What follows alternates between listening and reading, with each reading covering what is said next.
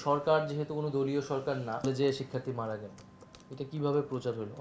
Jamuna TV, SA TV, channel 25 এরকম 4-5টা টিভিতে হচ্ছে আসছে যে আইন শৃঙ্খলা বাহিনী বা নিরাপত্তা বাহিনীর সদস্যকে চাকরি থেকে বহিষ্কার করেছে, এবং এটা এটা ফলস নিউজ, একটা মিথ্যা খবর।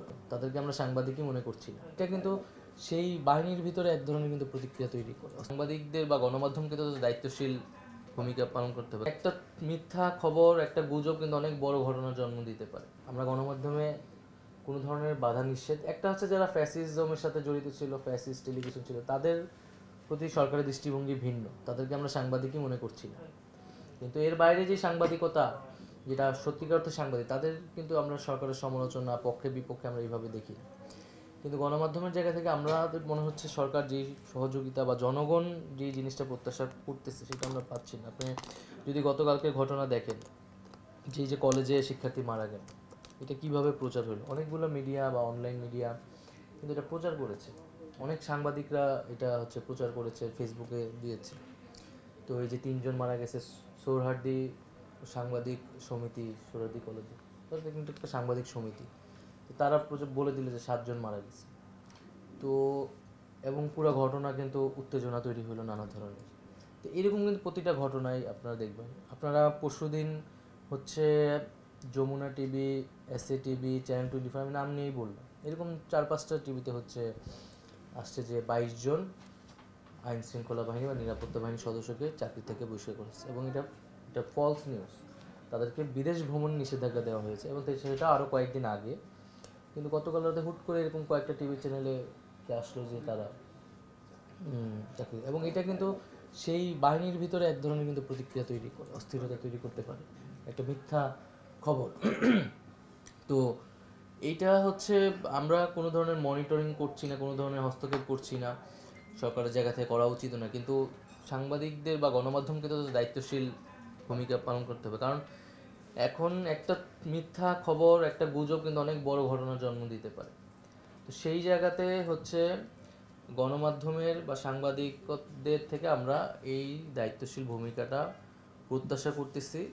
এটা আমাদের শুধু সরকার নয়, আমাদের পুরো জাতীয় যেই পরিস্থিতি, সেই জায়গায় কিন্তু এই গণমাধ্যমের এই ভূমিকাটা গুরুত্বপূর্ণ।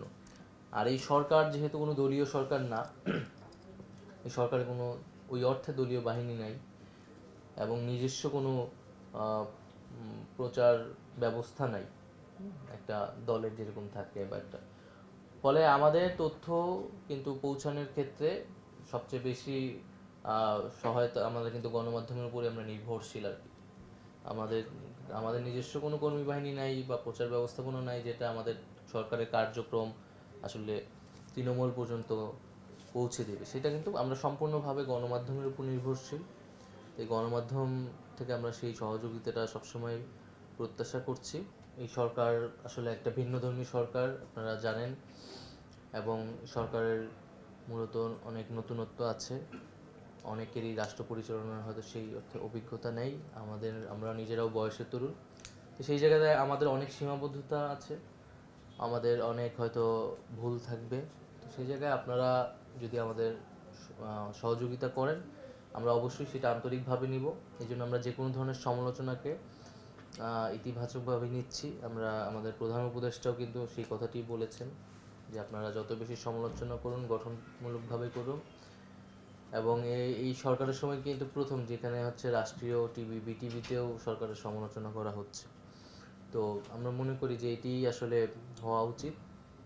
সমালোচনা, গঠনমূলক সমালোচনা হলে সেটি আমাদের জন্য আসলেই উপকারী হয়, এবং আমরা নিজেদের একটা কাজের প্রতিফলন দেখতে পাই, এবং সেই অনুযায়ী নিজেদেরকে শুধরে নিতে পারি।